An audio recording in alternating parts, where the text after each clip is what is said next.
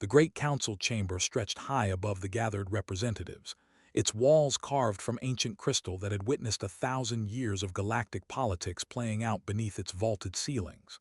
Hundreds of species filled the tiered seats, their forms as varied and extraordinary as the stars themselves. Some breathed oxygen, others methane. Some walked on legs, others floated gracefully on contained energy fields. But they all shared one thing in common. They all looked down on humanity.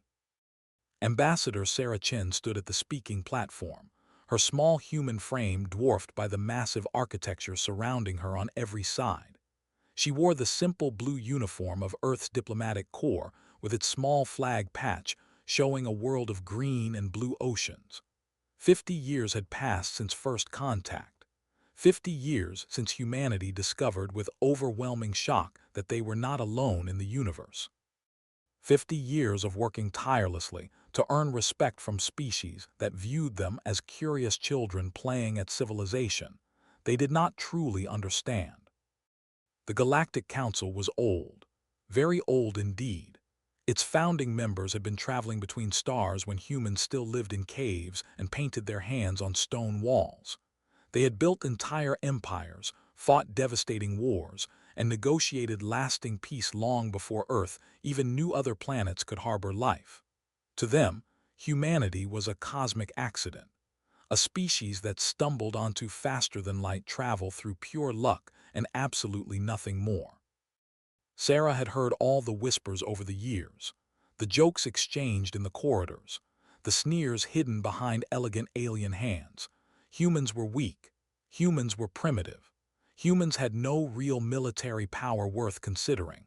Their fleet was small, their weapons outdated by galactic standards, and their combat experience was limited to a few minor skirmishes with pirates operating in the outer systems. The Council had allowed Earth to join only because of mutually beneficial trade arrangements, and some passing curiosity about this new and unusual species. Across from her speaking platform sat General Vector, and he was everything humanity appeared not to be. He stood nearly 8 feet tall, his powerful body covered in dark green scales that looked as hard and unyielding as natural armor plating. His species, the Drakis, had been warriors for 10,000 years without interruption.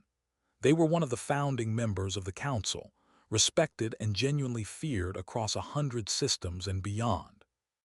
Vector wore his military decorations proudly displayed across his broad chest, each medal representing a conquest or battlefield victory earned through blood. His yellow eyes stared at Sarah with undisguised contempt.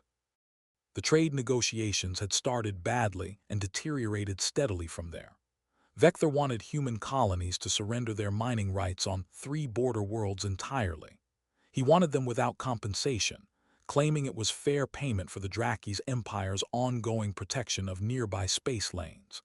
When Sarah pointed out clearly that human law and Galactic Council regulations simply did not support such demands, Vector had laughed. It was a harsh, barking sound that echoed unpleasantly through the great chamber. Other council members watched the exchange with obvious interest but offered nothing. The bird-like Avarians preened their feathers quietly and waited. The floating Luminars dimmed their inner glow. The insect Zarathi clicked their mandibles in what might have been poorly concealed amusement. Everyone in that chamber understood what was truly happening. They were watching carefully to see how far this new species could be pushed before something broke. How much humans would quietly tolerate before they either surrendered or fled. Sarah took a slow, deliberate breath and spoke clearly and professionally. Her voice carried through the translation devices that allowed all species present to understand one another. She explained using careful and precise diplomatic language that Earth could not accept such demands under any circumstances. She cited relevant council law, existing trade agreements, and the fundamental principles of property rights. She was polite. She was firm. She was entirely professional in every word she chose. Vector rose from his seat. His massive form cast a long shadow across the chamber floor below. He descended the steps slowly and deliberately, his clawed feet clicking with each measured step against the polished crystal surface. Other representatives leaned visibly forward in their seats. This was entirely unexpected behavior.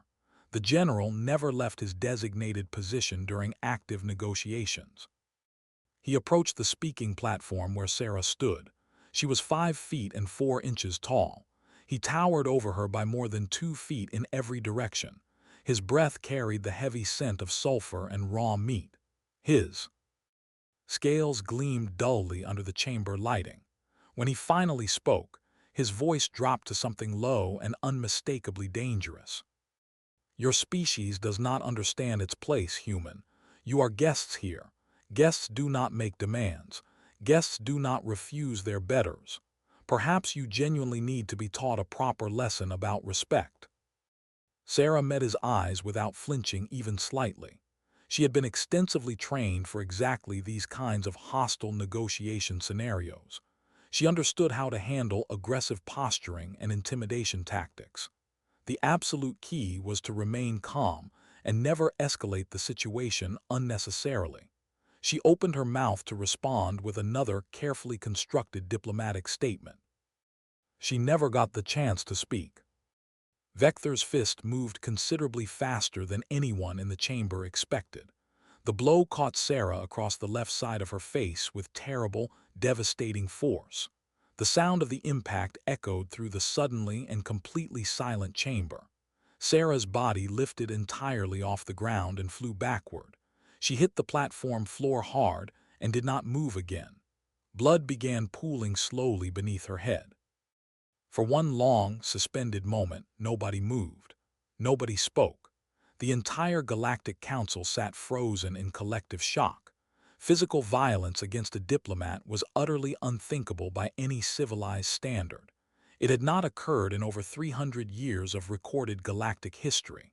The rules of diplomatic conduct were considered sacred, respected universally by even the most warlike species in the known galaxy. Until now. Vector looked down at Sarah's unconscious form with calm deliberation. He flexed his clawed hand slowly, examining his knuckles as though checking them for damage. Then he turned to face the assembled council with an expression of complete satisfaction. His voice carried no apology, no regret, and no hesitation whatsoever. Only cold satisfaction. Let this serve as a lesson to all who forget their proper place. The Draki's empire will not be questioned by lesser species. The human ambassador was warned. She chose not to listen. The consequences are her own. Medical teams rushed forward immediately to begin treating Sarah where she lay. Her injuries were severe and immediately life-threatening. Fractured skull, broken jaw, significant internal bleeding. She would survive, but her recovery would require many difficult months. As they carefully carried her away on a floating medical stretcher, Vector returned to his seat with the casual, unhurried air of someone who had just swatted an annoying insect and found it entirely beneath further consideration. The council chamber erupted in nervous, overlapping chatter. Representatives whispered urgently to each other in a dozen different languages simultaneously. Some expressed genuine shock at what they had witnessed. Others began discussing what this might mean for broader council stability going forward. A small number secretly admired Vector's bold and decisive action, though they kept those opinions carefully private. But none of them called for his immediate arrest. None demanded justice on behalf of the fallen diplomat. The Draki's empire was simply too powerful, too politically important. Nobody wanted to risk making them angry over one injured human. The council president, an elderly Avarian with silver-tipped feathers, called for order with great effort. She suggested a short recess to carefully review the incident and its circumstances. Perhaps there had been some form of cultural misunderstanding between the parties.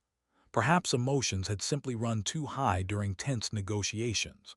Perhaps with careful and quiet discussion among mature parties, they could resolve this entire matter without further incident or disruption. What nobody in that chamber understood in that moment, what they could not possibly know, was that the complete footage of Vector striking Ambassador Chen was already traveling faster than light across the galaxy. It was being broadcast simultaneously to every human colony, every Earth station, and every ship in the fleet. Billions of humans were watching their diplomat being viciously attacked, watching her blood spreading across the chamber floor, watching the assembled Galactic Council do absolutely nothing about it. On Earth, in the capital city of Geneva, emergency meetings were already beginning in secure facilities. Military commanders were being pulled urgently from their beds in the middle of the night.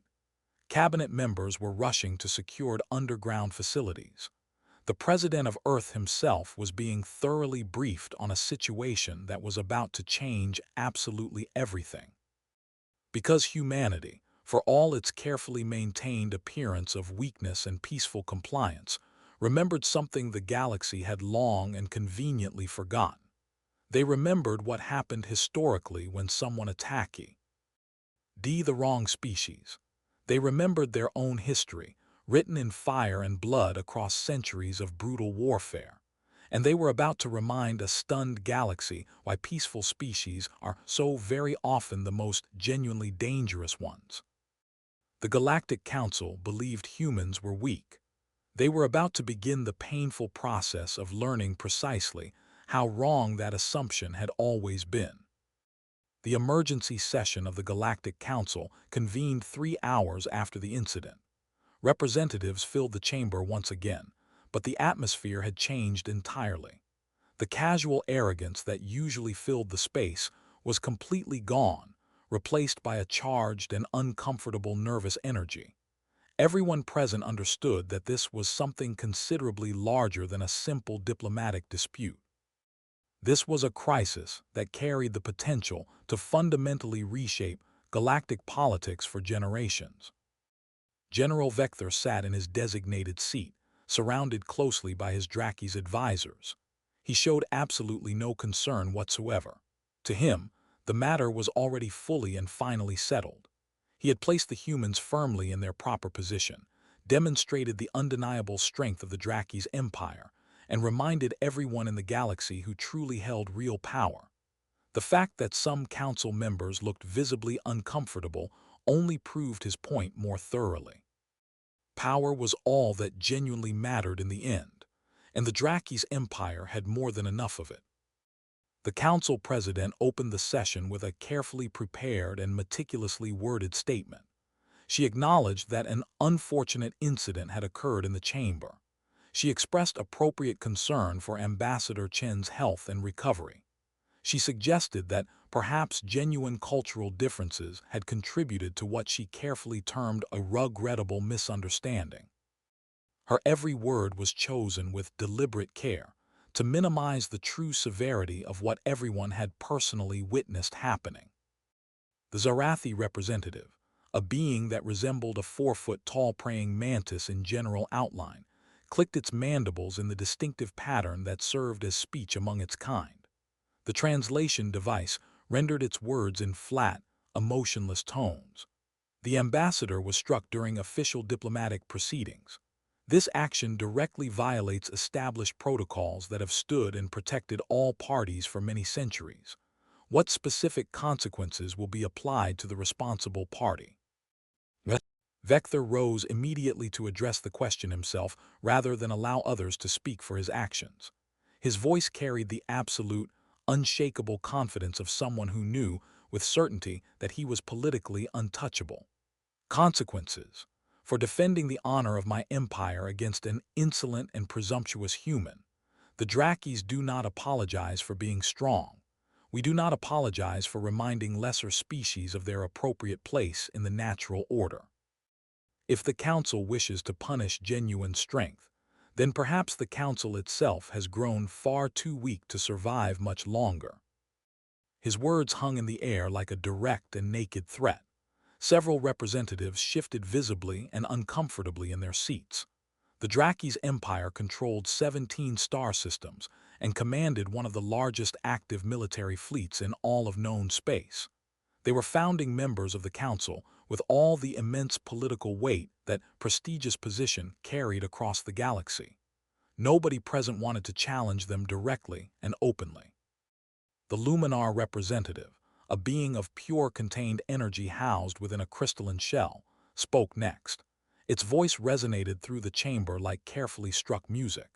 We must carefully consider how this situation appears to other species throughout the galaxy.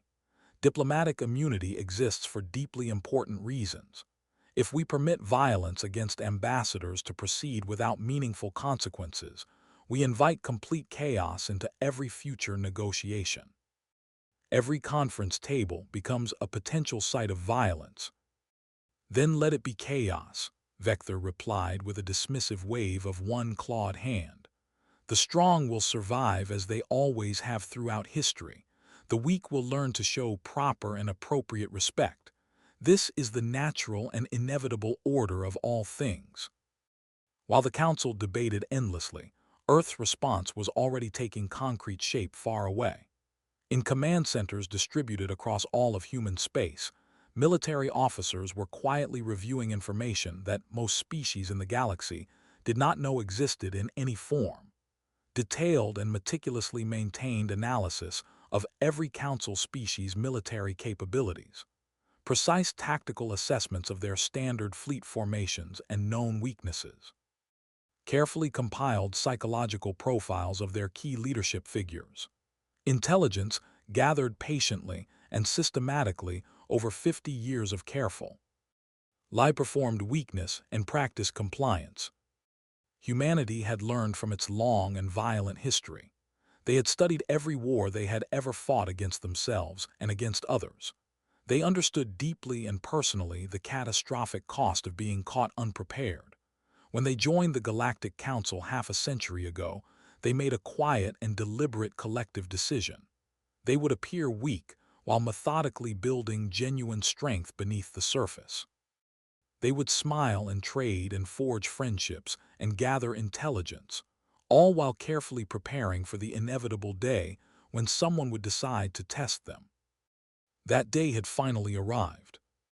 The President of Earth, Marcus Webb, addressed the Planetary Congress in a speech broadcast simultaneously across all human territories throughout the galaxy. He spoke with precise and careful control, but something like controlled fire burned unmistakably beneath every word.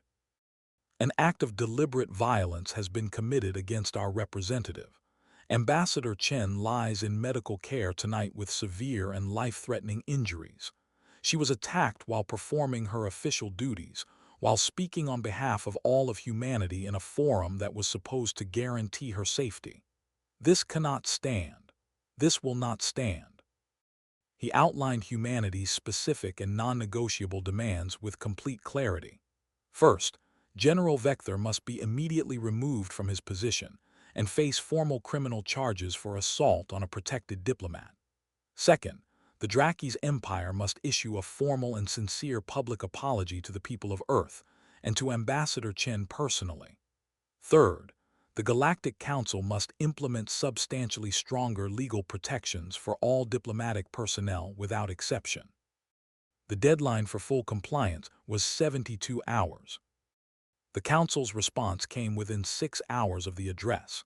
It was carefully polite in its language, but ultimately and completely dismissive in its substance.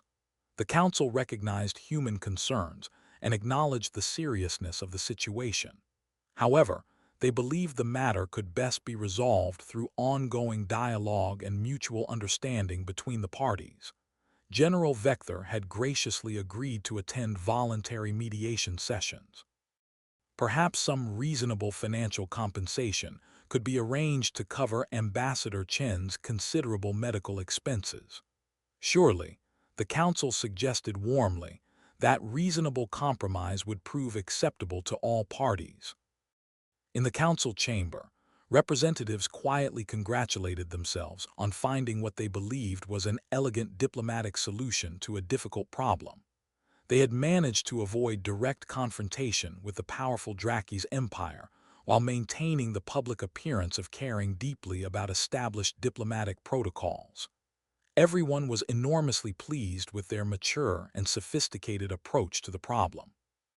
Vector found the entire situation deeply amusing when he heard the Council's proposal: medical expenses for the human. He laughed aloud at the suggestion. The humans should consider themselves fortunate that the ambassador was still drawing breath. In authentic Draki's warrior culture, such public disrespect directed at an imperial representative would normally result in immediate and public execution. By those standards, he had demonstrated remarkable and uncharacteristic restraint by merely rendering her unconscious. What nobody on the council truly understood was that human culture operated according to entirely different principles and values.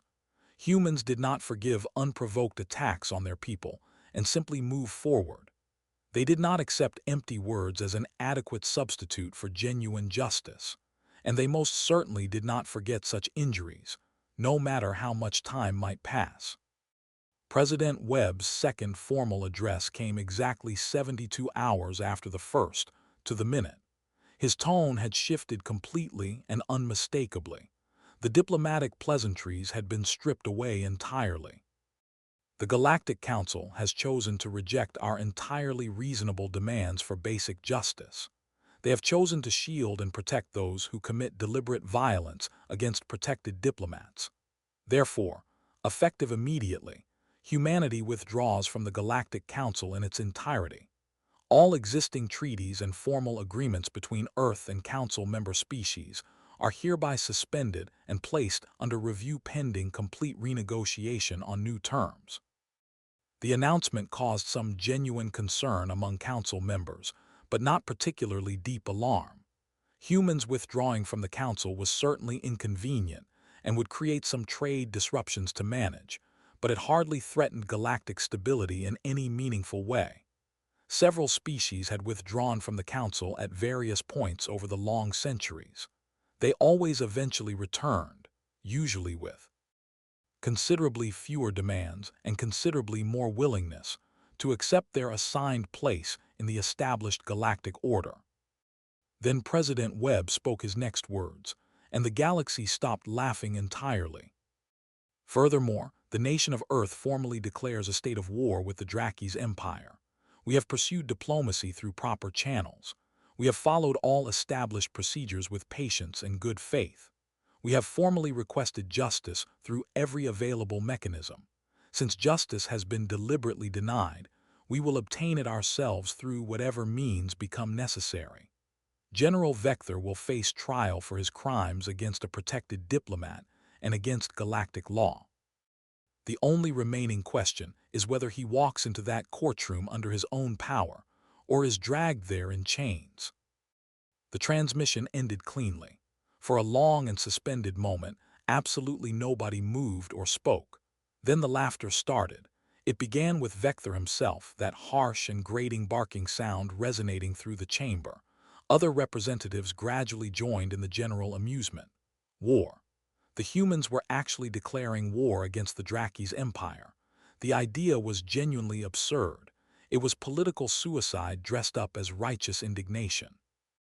The Draki's empire had been actively fighting wars when humans were still discovering that fire could be controlled and directed.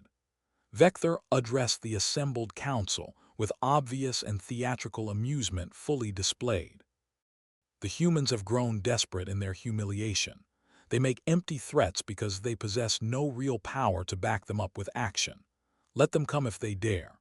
Let them send their pitiful little fleet against the full might of the Draki's empire. We will crush them completely in days, perhaps hours. Then they will come crawling back to the council on their knees, and we will discuss carefully what price they must pay for their breathtaking insolence.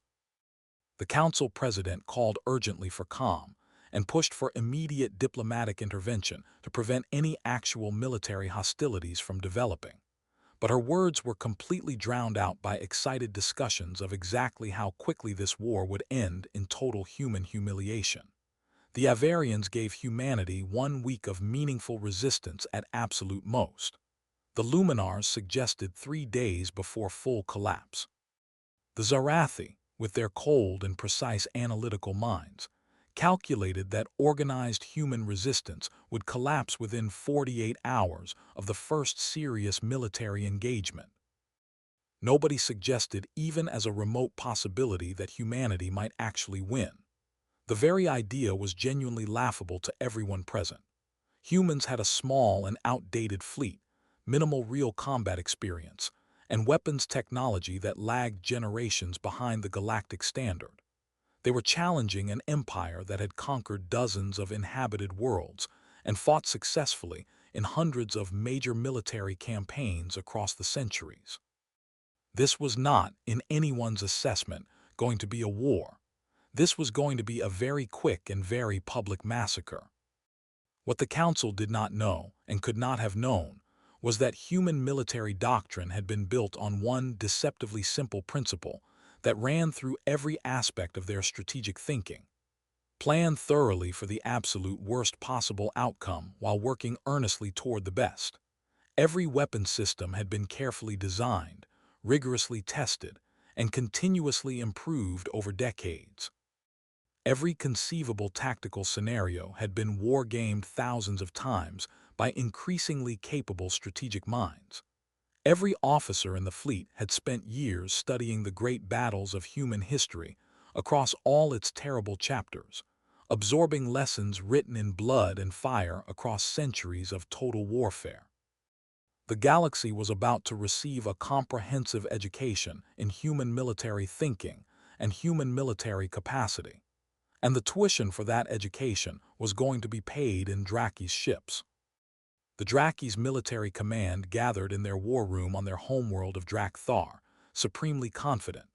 Massive holographic displays filled the space, showing the precise locations of every known human colony and every publicly registered fleet position. To the assembled generals and admirals seated around the command table, it looked like a simple child's game board laid out for their amusement. Simple, easy, almost boring in its complete lack of meaningful strategic challenge. Fleet Admiral Gormeth, a weathered veteran of 30 separate military campaigns, reviewed the accumulated intelligence reports with growing confidence written clearly across his scarred face. The humans maintained 12 colony worlds and 47 officially registered major military vessels. Their largest ship masses only 800,000 tons fully loaded. Their weapons systems are plasma-based, technological. Why similar to what we ourselves deployed approximately 2 centuries ago. They have no force shields of any significance, no quantum torpedo systems, no graviton beam weapons. This engagement will be concluded before it truly and properly begins. General Vector attended the planning session personally, showing no visible concern whatsoever about the war he had single-handedly provoked with a single careless blow. He wanted to personally lead the first assault against human positions. Allow me to take 3 battle groups to the human border colony at New Terra. We will crush their defenses there and broadcast their unconditional surrender to the rest of their pathetic species. They will learn very quickly and very painfully what it genuinely means to challenge the Draki's empire in open war. The plan was approved without debate or hesitation. 3 battle groups represented 90 ships deploying against whatever limited defenses New Terra could manage to assemble. Draki's intelligence had estimated the colony maintained perhaps 5 or 6 vessels in its defensive perimeter at most. The battle would be finished in under an hour, quite possibly much less.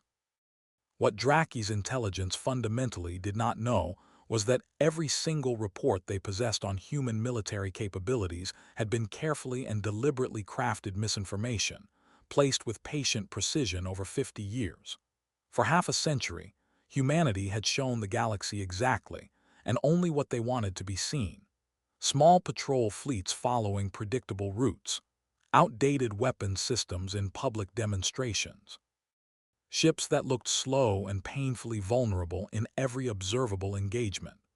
All of it was carefully staged theater, designed with extraordinary care to make potential enemies consistently underestimate what humanity had actually built in secret. The reality was very different from the performance. In hidden construction yards distributed throughout human space, facilities that appeared on no galactic registry and had never been officially acknowledged, humanity had been building for decades. Not dozens of ships, hundreds, not outdated and obsolete designs. Cutting-edge vessels incorporating the finest human engineering combined with carefully reverse-engineered alien technology gathered over 50 years of close observation. The public fleet was an elaborate and convincing decoy. The real fleet had been waiting patiently in concealment for precisely this moment to arrive. Admiral Jessica Kowalski commanded the human defense forces from her flagship, the UEN Indomitable. She stood on the bridge watching tactical displays that showed every development in the system in real time with complete clarity. Her crew was silent, professional, and entirely focused on the task before them. They had trained for exactly this scenario hundreds of times in simulation and live exercises. Now it was entirely real. 3 Drakis battle groups have just entered the system, 90 vessels total. They are moving in standard attack formation Alpha 7-3. Our intelligence files confirm they believe we have approximately 6 vessels defending this colony. They are approaching this engagement with absolute confidence that it will be simple and quick. Admiral Kowalski allowed herself a small, private smile. Show them precisely what we actually have waiting for them. Bring the entire fleet out of stealth. All ships. All across the new Terra system, space itself seemed to shimmer and distort as reality peeled back. Ships materialized from nothing across the entire tactical display. Not 6 vessels, 60. Sleek and modern designs that looked absolutely nothing like the lumbering civilian cargo haulers the rest of the galaxy was accustomed to seeing from Earth. These were purpose-built warships, pure and unambiguous, constructed for speed, constructed for raw power, constructed for one purpose, and one purpose only. On the bridge of the lead Drakis flagship, every alarm system began screaming simultaneously. Sensor officers shouted panic damage reports in rapid succession. Admiral Gormeth stared at his tactical displays with uncomprehending disbelief spreading across his face. Where did they all come from? How did they conceal so many vessels? This is a complete impossibility. General Vector physically shoved the admiral aside and took direct command of the situation. It does not matter how many ships they have assembled. Drakis warriors are inherently superior in training and in will. All vessels attack formation immediately. Show these humans what genuine and overwhelming power actually looks like. The Drakis fleet surged forward with practiced aggression, their commanders confident that fighting spirit and long experience could not be overcome by mere numbers alone. They had fought 100 battles against formidable enemies across the decades. They knew every standard tactic, every possible maneuver, every trick thought might conceivably be attempted against them. Or so they believed entirely. What they fundamentally did not understand was that humanity had been fighting organized wars since long before they constructed their first permanent city. Humans had studied warfare as both a precise science and a demanding art form simultaneously across millennia. They had learned from every conflict they had ever fought, every catastrophic mistake, every hard-won victory, and every humiliating defeat. And most critically, they had learned through the unique and terrible experience of fighting against themselves. Species that fight internal wars against their own kind develop tactical thinking that species who only fight external enemies never discover or consider necessary. Admiral Kowalski watched the Drakis fleet charge forward in their textbook-perfect formation, executed with disciplined precision. All ships execute protocol shadow dance, full dispersal, independent action. The human fleet scattered like autumn leaves caught in a sudden storm. But the movement was not random or panicked. It was not chaotic in any meaningful sense. It was precisely calculated movement that deliberately violated every rule and convention of standard galactic naval doctrine in ways the Drakis had never encountered or prepared to counter. Ships moved completely independently of each other, each captain making continuous split-second decisions based on live tactical data streaming from across the battlefield. There was no rigid formation to identify and target. There was no predictable pattern to exploit with superior numbers. The Drakis found themselves chasing ghosts that vanished before their weapons could be properly aimed. Then the humans attacked in earnest, and the Drakis received their first lesson in human electronic warfare. Human ships did not simply fire weapons at their opponents. They broadcast carefully crafted false sensor signatures that confused targeting systems. They jammed communications between Drakis vessels at critical moments. They infiltrated enemy targeting computers and filled their displays with phantom vessels that existed only as electronic illusions. Within minutes of the engagement beginning, the entire Drakis fleet had descended into operational chaos. Ships were firing confidently at targets that had never actually existed. Commanders could not coordinate effectively with each other or with fleet command. Systems that had functioned reliably for decades failed in rapid succession in ways that nobody had prepared protocols to address. Humans also understood something that pure warrior cultures consistently overlooked: the importance of psychological warfare conducted before a single physical shot was fired. Before engaging any weapons, they broadcast a single clear message on all available Drakis communication frequencies simultaneously. The message was simple and direct, and its implications were quietly terrifying for anyone who stopped to think carefully about what it actually represented. Attention Drakis Fleet. This is Admiral Kowalski of the United Earth Naval Service. We are extending to you one opportunity to surrender your vessels and stand down. Power down your weapons completely, shut down your propulsion systems, and prepare your crews to be taken into custody. You have 2 full minutes to comply with these instructions. If you choose not to surrender within that time, we will be forced to systematically disable and destroy your fleet.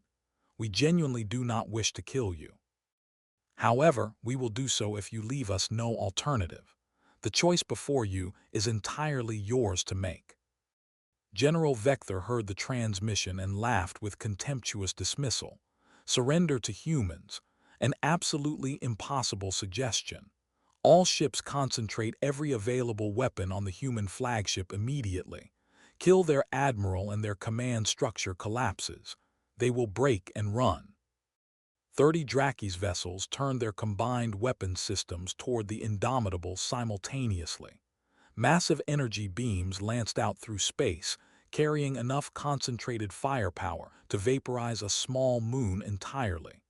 The beams struck exactly where the human flagship had been positioned moments before. They struck nothing but empty space. The Indomitable had moved with what appeared to be impossible speed, repositioning itself in the fraction of a second it took for the Drakis' weapons to complete their firing cycle. Human propulsion technology, quietly developed and refined over many years in complete secrecy, made their vessels faster and considerably more maneuverable than anything else operating in the known galaxy. While Drakis' vessels were undeniably powerful in raw terms, they were also fundamentally slow by design, built entirely for maximum destructive strength rather than speed or agility. Humans had deliberately built for both qualities simultaneously, understanding that speed and precision were often worth more than raw power in actual combat. The 2-minute deadline expired. Admiral Kowalski's voice returned to all frequencies, noticeably colder now than before. You were given fair warning and chose to disregard it. All ships, weapons free. Engage military targets only. Minimize casualties wherever tactically possible. Execute. The human fleet opened fire across the entire engagement area simultaneously, and the Drakis received their next lesson. This one about precision targeting as a military philosophy. Human weapons were not significantly more powerful than Drakis' weapons in raw energy output. They were, however, dramatically more accurate in application.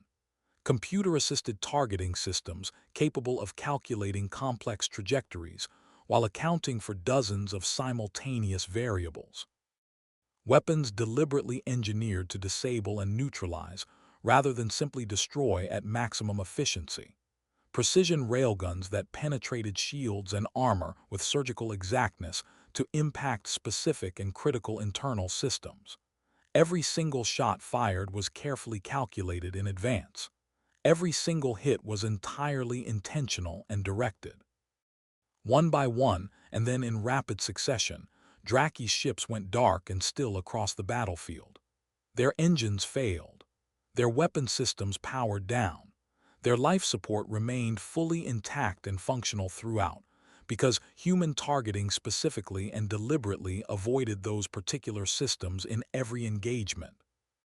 Within 20 minutes of actual combat beginning, fully half the Draki's fleet sat dead in space throughout the system, their crews alive and physically unharmed, but rendered completely helpless. Admiral Gormath stared at his tactical displays with growing horror spreading across his features. This was entirely contrary to every principle of how military engagements were supposed to unfold. The stronger force with superior numbers was supposed to win. That was the fundamental and unbreakable rule of warfare, as every species in the galaxy understood and practiced it. Superior numbers and greater firepower were supposed to guarantee victory absolutely. These humans were fighting in ways that violated every established principle he had spent his life studying and applying. They were not just winning the engagement. They were achieving total and systematic domination at every level simultaneously. General Vector refused with every fiber of his being to accept the reality unfolding before him on the tactical displays. His pride could not accommodate what he was witnessing. Keep fighting. We are Drakis. We do not surrender. We do not retreat from any enemy. But his own warriors had rather more practical sense than their general in this particular moment. Ship after ship began transmitting formal surrender signals. They powered down weapon systems. They activated standard distress beacons. They had seen and experienced enough to make a clear judgment. This was not a battle that could be won by any means available to them. The Battle of New Terra lasted 37 minutes from the first shot fired to the final surrender transmitted. 90 Draki's ships had entered the system with absolute confidence. 73 were captured fully intact without significant damage. 15 were destroyed outright only because their crews continued fighting and forced human ships to disable them permanently rather than capture them. 2 managed to escape back toward Draki's space, carrying eyewitness reports of the disaster that had just occurred. The human fleet suffered exactly 0 casualties across the entire engagement. When the battle was fully concluded, Admiral Kowalski broadcast a message that would be repeated and discussed across the galaxy for years to come. To all Draki's prisoners now in our custody, you will be treated in full accordance with the established rules of war as defined by Earth's historical conventions governing the conduct of armed conflict. You will be provided with adequate food, clean water, and complete medical care for any injuries sustained. You will not be subjected to torture or inhumane treatment of any kind. Your wounded personnel will receive exactly the same level of medical attention as our own. This is how humanity conducts war. We do not enjoy killing when it can be avoided. We simply absolutely refuse to be victims of those who think we will be. In the Galactic Council chamber, representatives sat in stunned and complete silence, watching the full battle footage on their displays. Nobody was laughing now. Nobody was making casual jokes about weak and primitive humans any longer. They had just witnessed something that should by all calculations and assessments have been entirely impossible. A species that had joined the Council barely 50 years ago had just dismantled one of its founding empire's battle groups in under 40 minutes, without losing a single crew member. The galaxy was only beginning to understand the truth. Humanity had not been weak. They had been patient. And now the galaxy was going to learn in full detail exactly what humans were truly capable of when pushed beyond the point of return.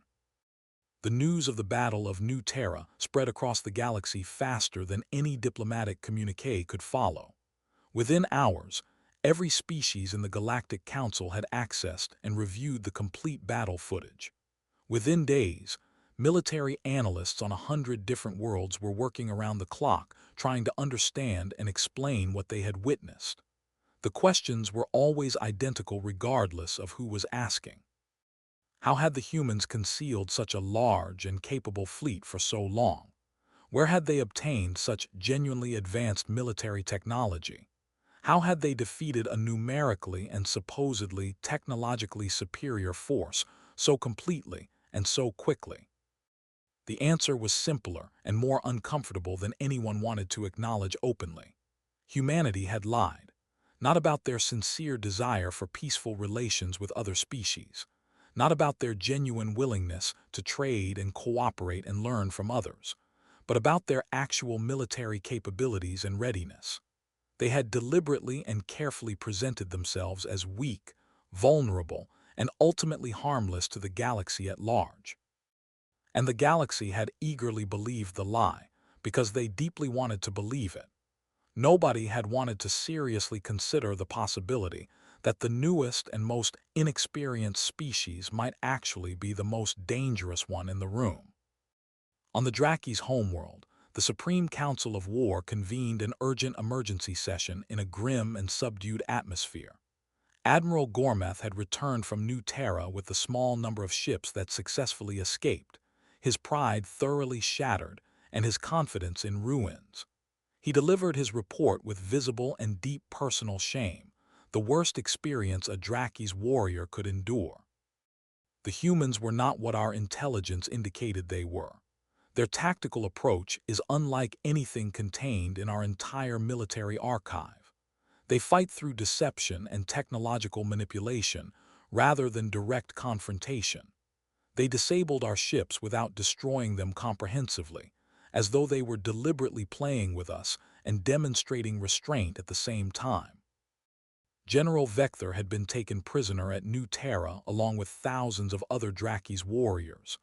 This single fact alone was considered humiliating beyond any adequate description. A Draki's general captured and held by humans. It was without precedent. It was shameful beyond measure. It absolutely could not be allowed to stand without response. The supreme leader of the Draki's empire, Emperor Rakshir, addressed his gathered council with cold and focused fury that silenced the room completely. We will mobilize the absolute full strength of our military capacity, every ship, every soldier, every weapon in our complete arsenal. The humans believe they have won a significant battle.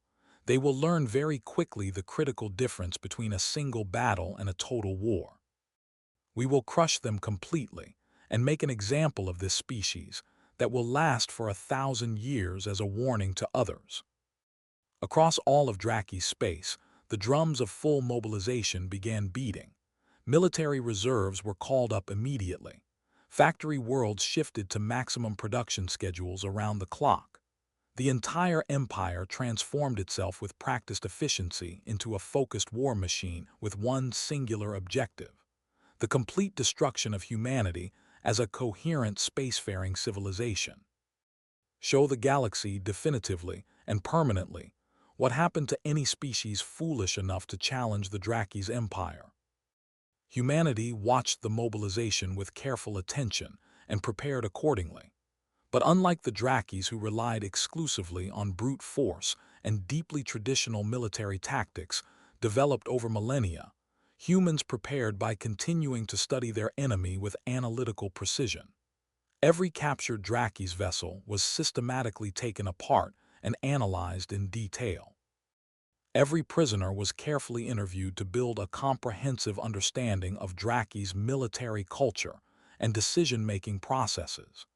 Every piece of gathered intelligence was fed into computing systems that calculated probabilities and predicted enemy movements with increasing accuracy. President Webb addressed the people of Earth and all human colonies in a broadcast that balanced clear warning with genuine reassurance. The Draki's empire will not accept their defeat at New Terra without mounting a significant response. They are mobilizing for what they intend to be total and final war against us. We must be fully prepared for what is coming. But I want every citizen to understand something of fundamental importance. We did not seek this war. We pursued diplomacy rough every available channel with patience and good faith. We followed all proper procedures and asked only for basic justice. War is always a tragedy regardless of its cause, but sometimes it becomes genuinely necessary. And when it is necessary, we will fight it the human way. The human way carried very specific meaning for those who understood the full depth of human military history. It meant total and absolute commitment to the objective. It meant exploiting every available advantage without hesitation or apology. It meant fighting with intelligence and adaptability rather than simply fighting with maximum force. And most critically, it meant never losing sight of the fact that enemy soldiers were also people deserving of basic human dignity, even while you were working to defeat them. The second major engagement of the war came at the Draki's border installation of Keth-Rau.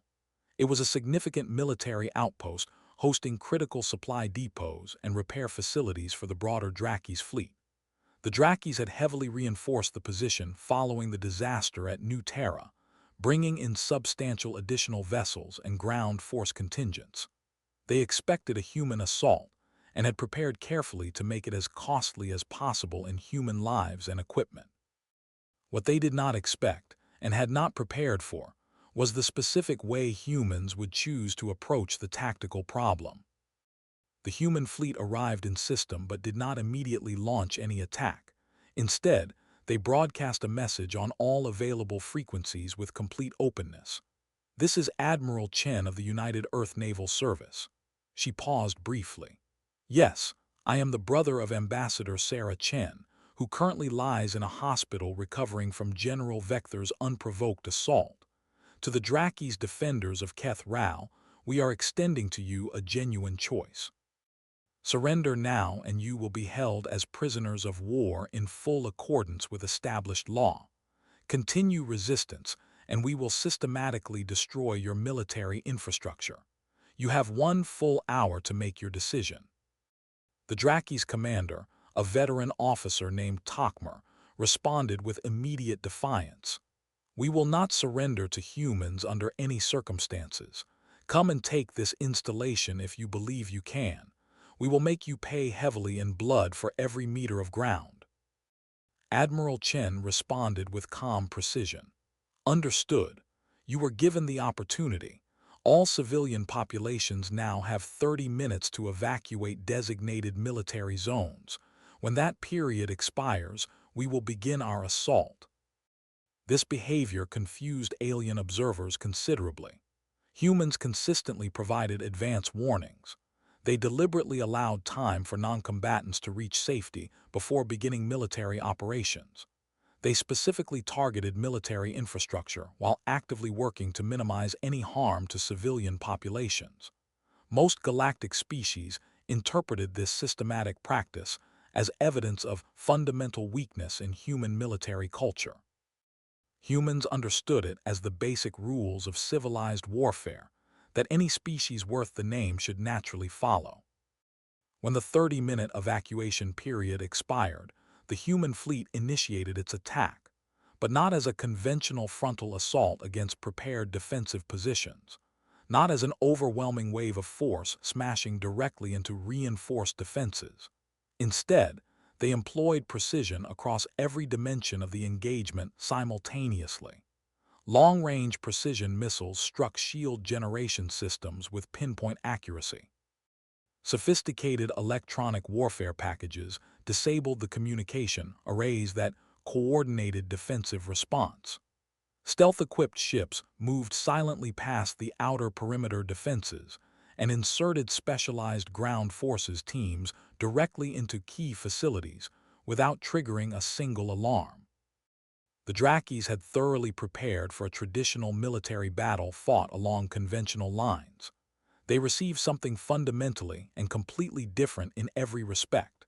Human ground troops moved through their facilities with a precision and quiet efficiency that seemed almost impossible to the defenders encountering them for the first time.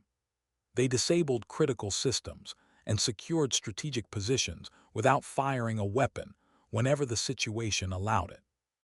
When fighting became genuinely unavoidable, it was fast, efficient, and carefully targeted.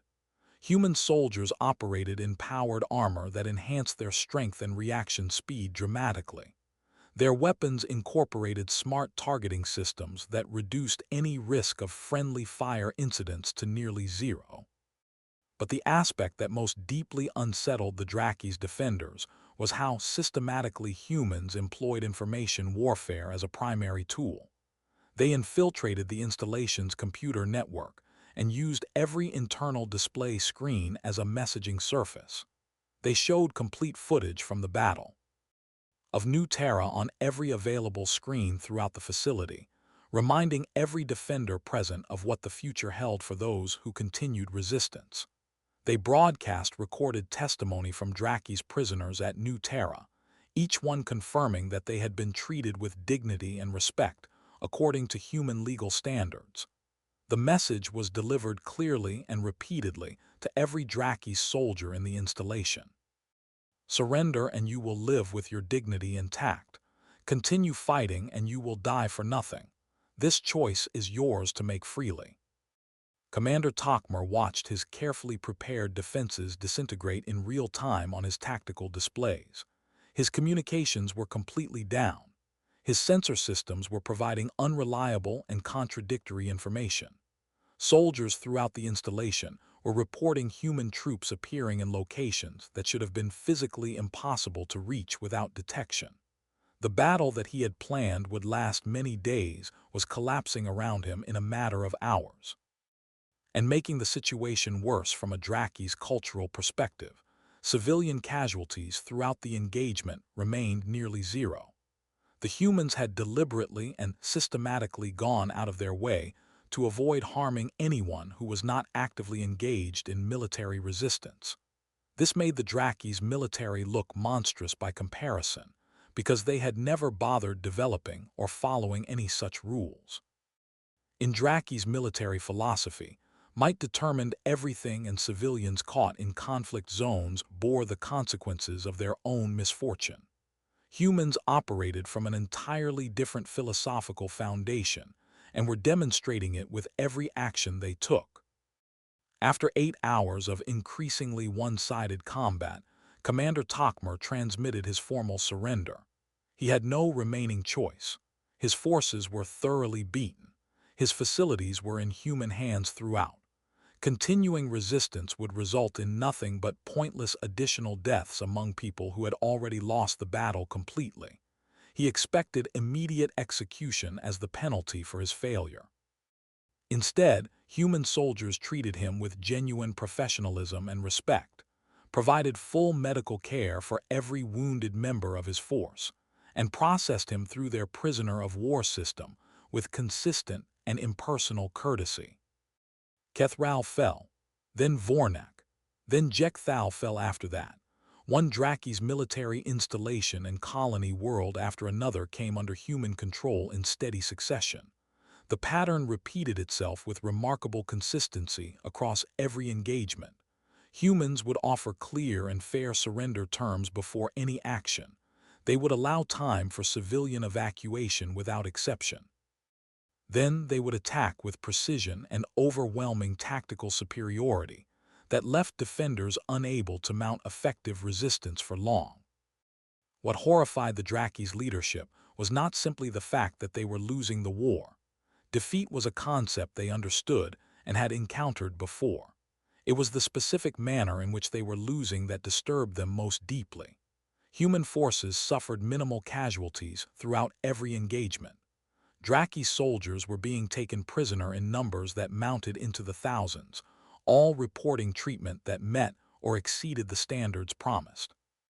Civilians in territories that had come under human occupation found their daily lives continuing largely unchanged, notable primarily for the absence of Draki's military forces maintaining order through fear. Humanity was demonstrating through consistent action something that challenged the foundational assumptions of galactic civilization about the nature of warfare. You could win wars decisively without abandoning your fundamental principles in the process. You could defeat your enemies while maintaining your commitment to basic human dignity throughout. Strength did not require cruelty as its companion. Victory did not require atrocities as its foundation. The Galactic Council watched in collective amazement as human forces pushed steadily deeper into Draki's territory. Other species began urgently reconsidering their previous assessments of humanity's place in the galactic order. The Avarians quietly and quickly withdrew their ambassadors from Draki's space. The Luminars opened direct communication channels with Earth to explore potential new trade arrangements.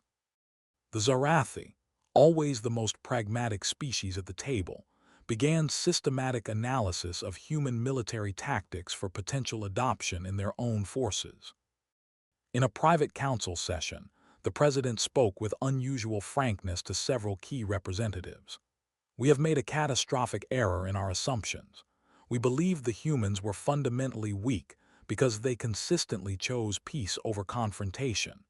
We completely failed to understand that a species which chooses peace despite possessing the power for effective war is considerably more dangerous than a species which chooses war only because they lack the wisdom and the capacity to achieve peace." The war continued its relentless progression, but its outcome was becoming increasingly clear to every careful observer. The Draki's empire was not merely being defeated in a military sense. It was being methodically and systematically dismantled by a species that had been present in galactic space for barely half a century. And the most quietly terrifying aspect of the situation was that humans were still clearly operating well below their full military capacity. Everything accomplished so far had been achieved with a fraction of their actual forces and capabilities. The galaxy had awakened something it did not fully understand, and now it would have to face the full consequences of that decision. Emperor Rakshir stood in his throne room watching holographic displays that rendered the steadily shrinking borders of his empire in painful visual clarity. 6 colonies lost in 3 weeks, 20 battle groups destroyed or captured and neutralized, thousands of warriors now in human custody. The Draki's empire, which had endured without fundamental challenge for 10,000 years, was crumbling before his eyes at a pace that seemed impossible. His military advisors argued continuously among themselves, attempting to identify strategic approaches that might meaningfully shift the direction of the war. But every proposed plan encountered the same fundamental obstacle. The humans fought differently from any opponent in the Draki's historical record. They refused to follow predictable patterns that could be countered with established doctrine. They adapted their approach faster than any species the Drakis had ever engaged. Every tactic attempted against them failed in ways that were difficult to predict in advance, and the humans demonstrably learned from every single engagement, becoming progressively more effective and efficient over time rather than degrading under sustained pressure. In desperation that clouded his judgment, Emperor Rakshir made the decision that would prove his most catastrophic strategic mistake of the entire conflict. "If the humans want total war conducted without restraint, then we will give them exactly what they have asked for. No more limited objectives, no more conventional military targets. Target their civilian populations directly. Destroy their colony worlds comprehensively. Make their civilian populations suffer as our warriors have suffered in defeat. Show them that the Draki's empire still possesses the will and the capacity to inflict terrible harm." The orders went out, and Draki's forces began planning attacks on undefended human civilian targets throughout the outer colonies. This course of action violated galactic law at its most fundamental level. It violated every principle of what any species in the galaxy considered civilized conduct in warfare. But the Emperor calculated it as the only remaining approach with any chance of forcing humanity to negotiate terms short of total Draki's defeat. If human civilians demanded peace loudly enough to stop the suffering, then their government would ultimately have to listen and respond. What the Emperor fundamentally misunderstood was the nature of human psychology under extreme pressure. Targeting civilians would not break human resolve or generate political pressure for negotiated peace. It would unleash something considerably more dangerous than the measured and disciplined military campaign already underway. Humanity had developed laws and conventions governing the conduct of warfare over many centuries of painful experience. These rules were designed to prevent conflict from degenerating into pure barbarism without limit. But those carefully constructed rules operated on an unspoken assumption. They applied as long as the opposing party also respected them and played by the same fundamental rules. When an enemy deliberately and systematically broke the basic rules of civilized warfare, humans had a historically consistent and well-documented response that was very different from negotiation. The attack came against the human colony world of Haven. It was a peaceful agricultural settlement supporting 3 million civilian inhabitants who had no meaningful military capability. Draki's ships bypassed the small defending fleet through a flanking maneuver and launched sustained orbital bombardment directly against population centers across the main continent. Thousands died in the opening minutes of the attack. Tens of thousands more as the bombardment continued targeting hospitals, schools, and residential areas with apparent indifference to their clearly non-military nature. By the time human defensive forces managed to drive the attacking ships away, over 50,000 civilians were confirmed dead, with thousands more injured and entire districts reduced to rubble. The footage spread to every corner of human space within hours of the attack ending. Children running through streets choked with smoke from burning structures. Hospitals collapsed into ruins. Schools reduced to debris fields. The images were deeply tragic, and they were absolutely galvanizing in their effect on every human who saw them. Humanity did not break under the weight of that footage. Humanity became something colder and more focused and more dangerous than it had been before. President Webb addressed all human territories in a broadcast that made every previous speech sound mild and restrained by comparison. The Draki's empire has revealed its true nature to the galaxy in full and undeniable clarity. They have murdered our civilians. They have attacked our children without military justification. They have destroyed our communities and our homes to make a political point. This is no longer a war about seeking justice for a single diplomat. This is a war about whether humanity will be permitted to exist. Effective immediately, Earth transitions to full wartime economic mobilization. Every available resource, every manufacturing facility, every person capable of making any contribution will contribute to this effort. The Draki's empire wanted total war without restraint. They are about to learn what that phrase actually and fully means when applied to human civilization. Across all of human space, the transformation was immediate and total in its scope. Civilian industrial facilities converted to military production within days. Factories that had been producing ground vehicles began producing armored fighting vehicles. Shipyards that had been building merchant and transport vessels began producing warships around the clock. Universities redirected their research programs entirely toward military applications and technical support. The entire human population of 12 billion people across 12 worlds mobilized simultaneously for a scale of war that the galaxy had genuinely never witnessed before from any single species. This was something fundamentally different from anything in the galactic military tradition. Other spacefaring species went to war with their standing professional militaries, while the rest of their civilian population continued normal daily life with some disruptions.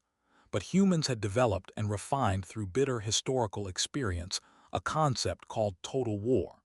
It meant every available resource committed. It meant every capable person contributing in some meaningful capacity. It meant the entire civilization transforming itself into a unified organism, focused entirely on achieving military victory. The industrial capacity that humanity unleashed in response to Haven was genuinely staggering in its scale. Earth alone possessed more manufacturing capacity than most galactic empires of comparable size. When that capacity converted to full wartime production, ships and weapons emerged at rates that the Draki's military analysts simply could not reconcile with what they believed they knew about human industrial capability.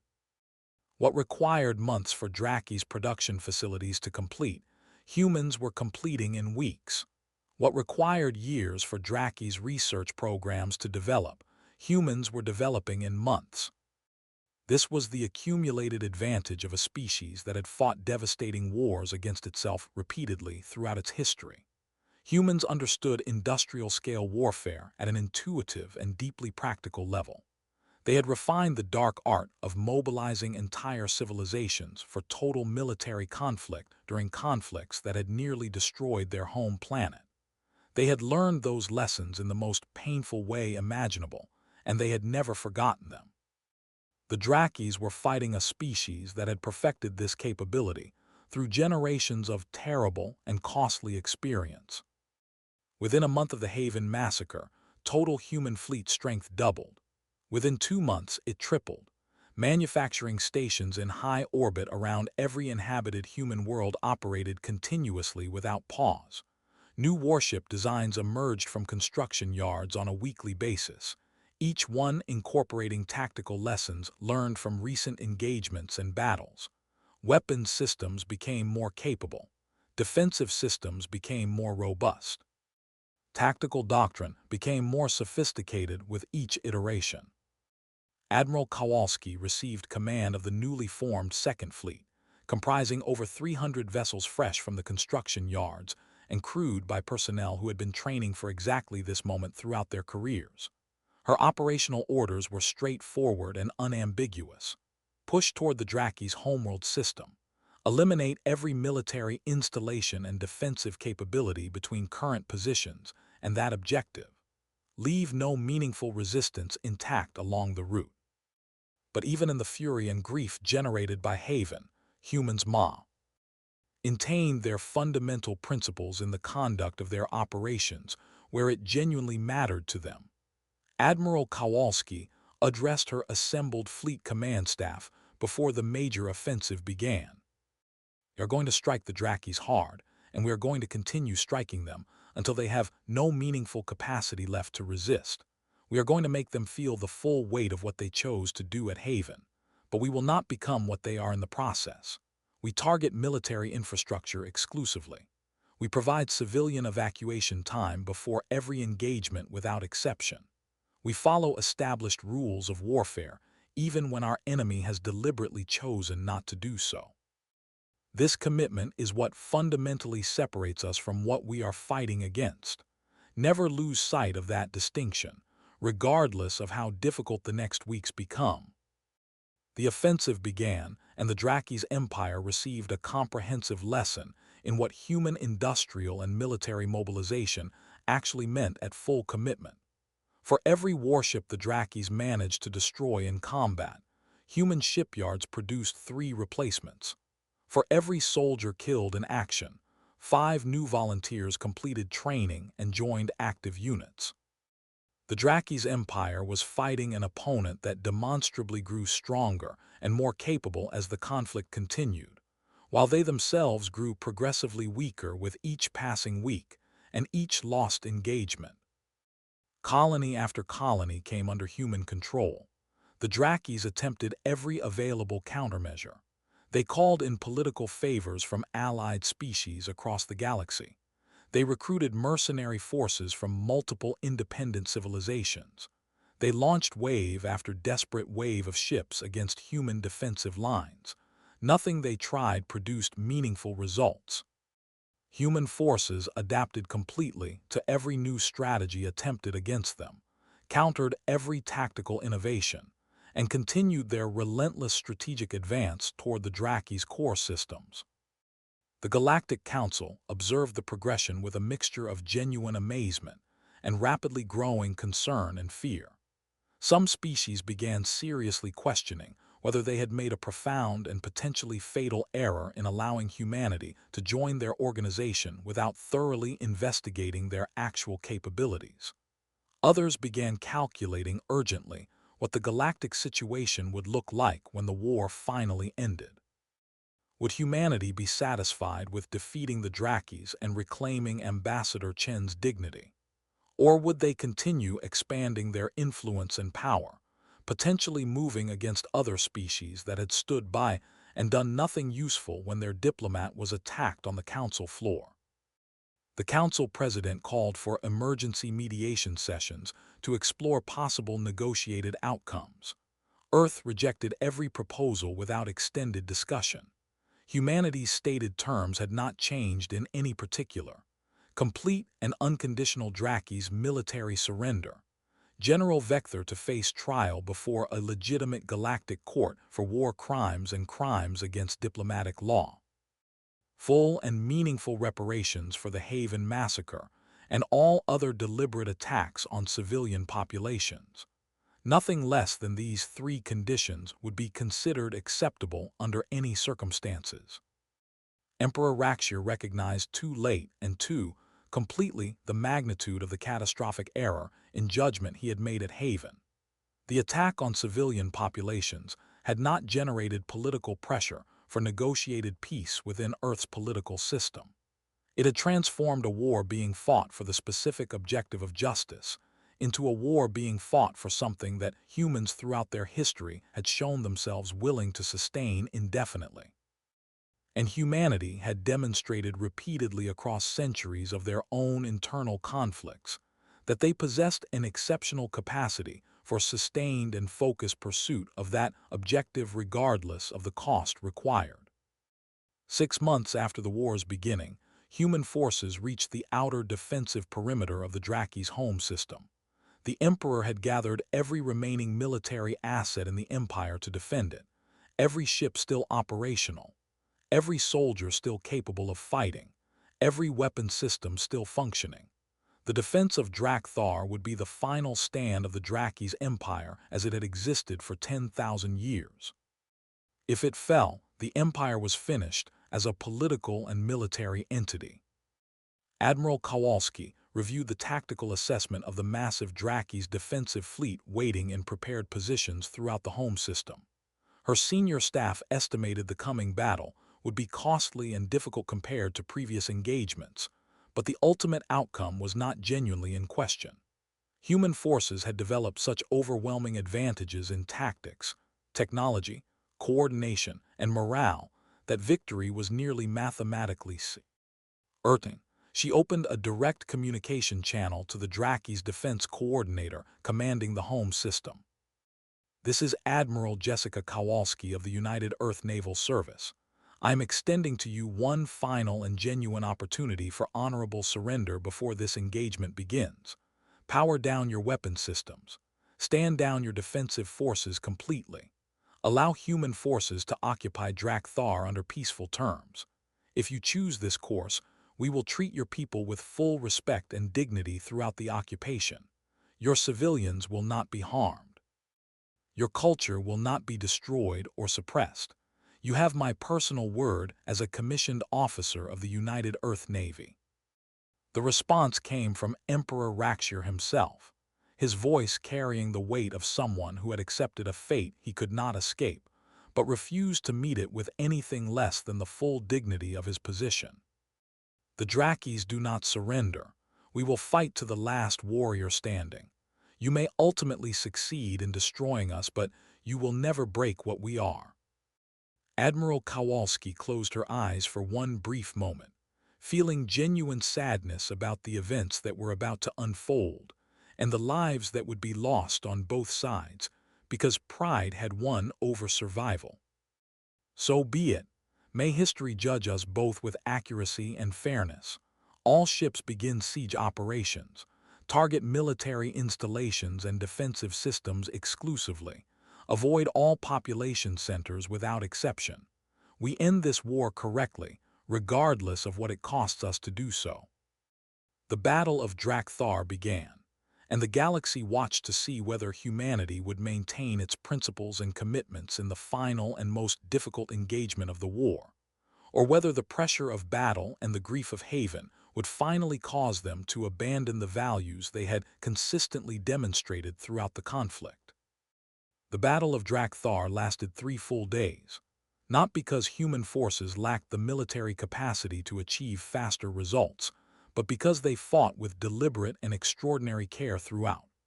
Every shot was calculated and aimed to disable specific systems rather than simply destroy vessels. Every ground assault was planned and executed to minimize casualties on both sides of the engagement wherever tactically possible. It was warfare conducted with a level of precision that bordered on something more than pure military science, and it deeply unsettled the Draki's defenders who had prepared for brutal and direct combat without restraint. On the third day, with all orbital defenses shattered and ground forces completely surrounded in every major population center, Emperor Rakshir finally accepted the inevitable outcome he had been resisting for weeks. He broadcast his formal surrender from the imperial palace, his voice carrying the heavy weight of total and final defeat. The Draki's empire surrenders unconditionally to human forces.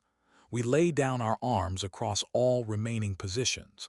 We accept the terms that have been stated. We ask only that you honor every commitment you have made regarding the treatment of our civilian population. Admiral Kowalski responded without delay or hesitation. Your surrender is accepted formally and fully. All Draki's military personnel will be taken into custody and processed in accordance with established prisoner of war legal standards without exception. Civilians will not be harmed or displaced from their homes. Your cities will not be deliberately damaged or destroyed. Your cultural heritage will be actively preserved and protected throughout the occupation period. We came here seeking justice, not the elimination of your civilization. You have my word and the word of Earth.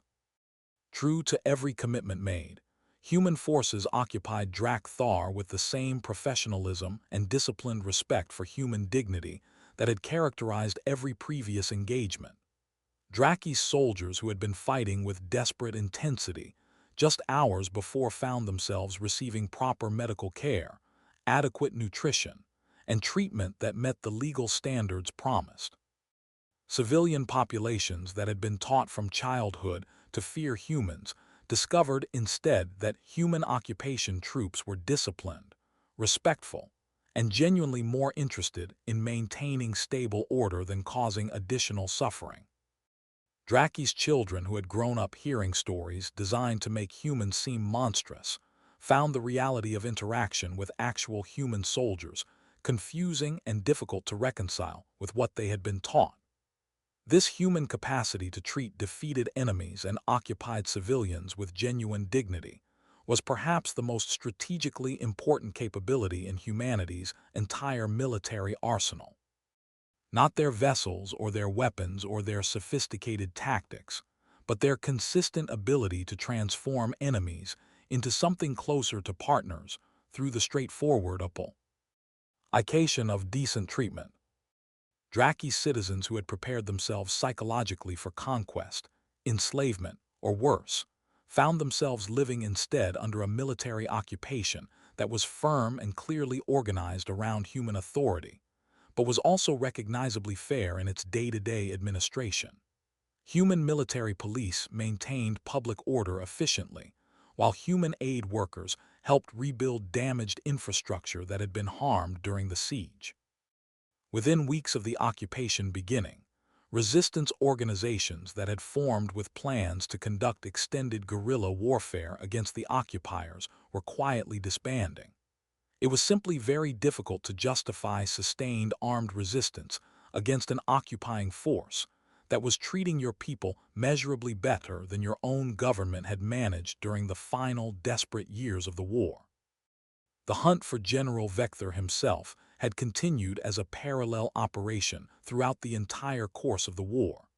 Human intelligence services had tracked his movements carefully as he relocated from one hiding location to another, always managing to stay just ahead of capture by a narrow margin. But after the formal empire-wide surrender, his remaining options disappeared completely. Draki's officials throughout the government, eager to demonstrate meaningful cooperation with human authorities, provided his precise location within days of the occupation beginning. He was taken into custody by a human special forces team in an operation that lasted less than 5 minutes from initiation to completion. Vector was transported under close guard to the Galactic Council station, the location humanity had consistently demanded for his trial since the beginning of the conflict. Not on Earth, where grief and anger over Haven ran high, and the risk of justice being distorted by desire for revenge was real. Not on Thar, where his remaining supporters might attempt interference or disruption. But before the reconstituted Galactic Council, where representatives of all species could observe every element of the proceedings and satisfy themselves that the process was genuine and fair. The council chamber had been formally reconfigured as a courtroom for the duration of the trial. Representatives from dozens of species occupied the viewing galleries that surrounded the central floor. Journalists and documentary recorders from across the galaxy captured every moment and every word. This was understood by everyone present to be something considerably larger than the trial of one individual military officer. This was the public trial of an entire way of thinking about power and its relationship to law. The idea that might makes right. The assumption that the strong can do whatever they choose to the weak without meaningful consequence. Ambassador Sarah Chen walked into that courtroom, and the assembled gallery fell silent. She had recovered fully from her injuries sustained in the attack, though a thin but clearly visible scar remained on her face where Vector's fist had struck her. She moved with the same composed dignity and professional confidence she had demonstrated before the attack that started everything. She was not broken by what had happened to her. She was not afraid of the being who had done it. She was entirely ready to see the process of justice completed in the way she had always believed it should be. She took her position as chief prosecutor, a role that carried profound symbolic weight for everyone watching. The victim would prosecute her attacker directly. The diplomat would demonstrate before the entire galaxy that precisely chosen and carefully deployed words could be more powerful and more lasting in their effects than physical violence. The human would demonstrate clearly what civilization actually required and meant in practice rather than just in principle. Vector occupied the defendant's position, stripped of every medal and military honor he had worn with such pride in the council chamber where this all began. Without his empire providing support, and without his decorations marking his status, he appeared diminished and reduced from the towering figure he had been on that day. His defense team presented arguments that he had acted in accordance with deeply embedded Draki's cultural norms, that he could not fairly be judged by standards external to his own civilization, and that the incident had been an uncharacteristic moment when diplomatic stress exceeded his capacity for self-control. Ambassador Chen listened carefully and patiently to each argument offered. Then she methodically and completely dismantled every one of them in turn. She presented comprehensive evidence of the specific council regulations regarding diplomatic immunity that applied to every member species without cultural exception. She showed documentary footage of other Draki's diplomatic representatives navigating equally challenging and stressful negotiating situations across the previous 50 years without resort to violence. She demonstrated through careful analysis that Vector's actions were not culturally mandated behavior but deliberate criminal choices, not acceptable even under the standards of Draki's military law itself. The trial proceeded over 2 weeks. Evidence was systematically presented and subjected to cross-examination. Witnesses from multiple species provided testimony relevant to the events and their context. Expert analysts examined every aspect of the case from multiple disciplinary perspectives. When the moment arrived for closing arguments, Ambassador Chen addressed the court in a quiet voice that carried through the chamber with an authority that commanded complete attention. This trial is not an exercise in revenge or cultural imperialism. It is about establishing and confirming a principle that civilization requires to function at any level. No individual, regardless of their species, their position, their empire size, or their personal power, stands above the law that makes civilization possible. General Vector believed he could physically assault a protected diplomat and face no meaningful consequences because he was powerful and I appeared to be weak. He was wrong in every particular. Strength exercised without accountability to any law is simply tyranny given military form. Power that recognizes no external limit is barbarism with a uniform. Today, this court has the opportunity to affirm clearly that civilization means something genuinely more substantial than which species maintains the largest fleet or the most powerful weapons. The three judges, drawn from neutral species uninvolved in the conflict on either side, deliberated for 6 hours before returning to the chamber. Their verdict was unanimous in every finding. General Vector was found guilty of assault on a protected diplomatic representative, of deliberate violation of established Galactic Council law, and of crimes against the peace that all member species were obligated to maintain. The sentence imposed was imprisonment for the remainder of his natural life in a facility that would treat him humanely throughout, but from which he would never leave. Vector showed no visible emotional response as the sentence was formally read into the record, but as the guards began leading him away toward confinement, he looked directly at Ambassador Chen for one long moment. Something moved across his features that was difficult to characterize precisely. Not remorse in any complete sense, but perhaps something approaching genuine understanding of what had actually occurred and why. She had defeated him entirely without raising a hand against him. She had proven in the most public forum imaginable that her approach to conflict was ultimately stronger and more enduring than his. The human diplomat had won in every way that genuinely mattered. With the trial formally concluded, the Galactic Council confronted its own necessary reckoning with the failures that had made all of this possible and necessary. The structure that had governed galactic civilization for 1,000 years had failed comprehensively at its most basic function. It had permitted a diplomat to be attacked in its own chamber. It had enabled a destructive war that caused enormous suffering. It had proven itself entirely unable to maintain the peace it existed to protect. Substantial reform was not optional, it was essential. President Webb presented Earth's comprehensive proposals for institutional reform to the assembled council. New and enforceable protections for diplomatic personnel that no species could exempt themselves from or ignore. Clear and binding rules governing the conduct of warfare that applied equally to all member species, regardless of power or political influence.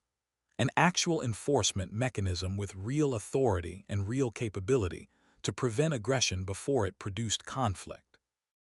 And at the institutional center of the reformed structure, human military forces serving as peacekeepers and enforcers of council law with the genuine capacity to fulfill that function. Objections came from several member species who expressed concern about the implications of human dominance within the new structure, and worried about Earth becoming a new form of galactic empire that simply replaced one dominant power with another. But those objections struggled to gain traction after everything the galaxy had witnessed over the preceding months. Humanity had won a decisive war. They had occupied defeated enemy territory with demonstrated discipline and respect for civilian populations. They had immediately focused their energy on establishing fair institutional systems, rather than exploiting their military victory for territorial or economic advantage. They had demonstrated their intentions and their values through consistent action across hundreds of individual decisions and engagements, rather than simply asserting them in words. The reforms passed with overwhelming support from member species throughout the Council. The galactic governing body was reconstituted with humanity serving as its primary military authority and law enforcement mechanism. This outcome arrived not through conquest or political intimidation, but through demonstrated competence combined with consistent commitment to principles across an entire war. Other species accepted human leadership in this new role primarily because they had witnessed firsthand what happened to those who threatened human interests, and they recognized the substantial advantages of having that demonstrated capability protecting them rather than potentially directed against them. The Drakis Empire underwent a comprehensive reconstruction process under human administrative supervision. Their military capacity was carefully and systematically reduced, though not destroyed entirely. Their governmental structure was reformed at its foundations while preserving sufficient continuity for basic functions to continue. Their culture and historical identity were actively protected and preserved, while the specific ideological elements that had driven their aggressive expansion were carefully and patiently addressed through education and new institutional structures. Within 5 years, a new generation of Drakis' political and cultural leadership had begun to emerge, individuals who had processed the lessons of defeat and chosen the path of cooperative engagement over the path of continued resistance and resentment. Ambassador Sarah Chen returned to active diplomatic service, her professional standing and personal reputation enhanced rather than diminished by everything she had endured. She became Earth's primary representative to the reformed Galactic Council, working with genuine dedication to build functional relationships between species and to prevent the conditions that had produced this war from developing again. The scar on her face that remained from Vector's blow became a recognized symbol throughout the galaxy, not of victimization or violence, but of survival, of determination, and ultimately of complete victory through precisely the methods that Vector had dismissed as weakness. 10 years after the war's conclusion, she stood before the full council to address a gathering of representatives from every member species in attendance. She spoke about the requirements of peace in a galaxy containing many different civilizations with many different values, about the necessity of cooperation, even when it was difficult and inconvenient, about the importance of maintaining civilized standards even in the most challenging circumstances, and especially when it would be easier not to. And she delivered a message that every species in the chamber needed to hear and internalize fully. Humanity does not seek to rule the galaxy as an end in itself. We do not want to conquer or permanently dominate other species and civilizations. We want what we have always genuinely wanted, even when we were performing weakness for strategic advantage. We want to be permitted to live in peace and build something worth building. But we have learned through hard and painful experience that peace requires active defense. That civilization requires protection from those who would destroy it for advantage. That's sometimes the only effective way to preserve what matters most is to fight for it with everything you have. She paused, looking around the chamber at the assembled representatives of dozens of species who had come to understand over the past decade what humanity actually was. So understand this, all of you, clearly and permanently. We will be your friends and partners gladly and without reservation. We will trade with you, work alongside you, learn from your experience and knowledge, and share what we know in return. We will help you when you genuinely need assistance and ask honestly for help when we genuinely need it ourselves. This is the galaxy we want to build together, all of us, and we mean that without qualification. Her voice took on a quality of absolute certainty that quieted the chamber completely. But if any of you ever deliberately attack our people again, if any of you ever strike another human diplomat in any forum or location, if any of you ever make the mistake of interpreting our consistent preference for peace as evidence that we lack the capacity or the will for war, then you will learn exactly what General Vector learned in a council chamber 10 years ago. You will learn what the Drakis Empire learned across 4 months of total conflict. You will learn, finally and completely, why humanity stopped fighting wars against itself. The message required no further elaboration. It was understood completely by every being in that chamber. Humanity was peaceful, not because they were incapable of war or afraid of its costs, but because they understood the true and total price of war at a level of depth and personal historical knowledge that no other species in the galaxy had yet acquired. They had nearly destroyed their home planet, and their entire civilization learning that lesson in the most brutal way imaginable. They had built their laws and their institutions, and their entire philosophical framework for civilized behavior out of the wreckage of those terrible conflicts. They carried that knowledge as both a profound warning and an absolute commitment. Peace was their genuine first choice always, but it was the peace of those who know exactly what war costs and exactly what they are capable of, and the galaxy had finally learned to understand the difference.